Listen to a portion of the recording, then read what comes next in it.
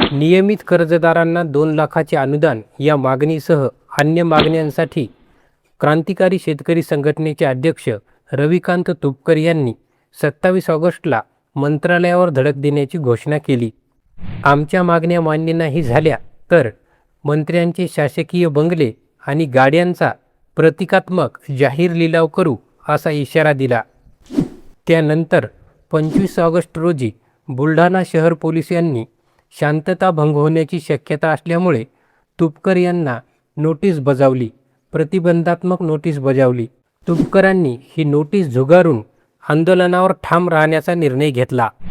अशा नोटिसा माझ्यासाठी नवीन नाहीत आणि अशा नोटिसांना आम्ही भीक घालत नाही असं त्यांचं म्हणणं होतं. आज 27 ऑगस्टला प्रत्यक्ष आंदोलनाला सुरुवात झाली. आंदोलनाला सुरुवात झाल्यानंतर काही वेळातच पोलिसांनी रविकांत तुपकर आणि त्यांच्यासह 200 आंदोलकांना अटक केली. तुपकरांसह आंदोलकांना अटक झाल्यानंतर हे आंदोलन इथेच थांबणार नाही अशी घोषणा तुपकर यांनी केली. आंदोलक शेतकऱ्यांना सरकार अशा प्रकारे अटक करून हे आंदोलन दडपण्याचा प्रयत्न करत असल्याचा आरोप तुपकर यांनी लावला आहे. अटक करा, गुन्हे दाखल करा, दबाव आणा, पण लढणारा शेतकरी थांबणार नाही, झुकणार नाही आणि तो मागेही हटणार नाही असा निर्धार तुपकर यांनी व्यक्त केला आहे. या आंदोलनासंबंधित पुढचे अपडेट आपण पुढील व्हिडिओमध्ये घेऊ.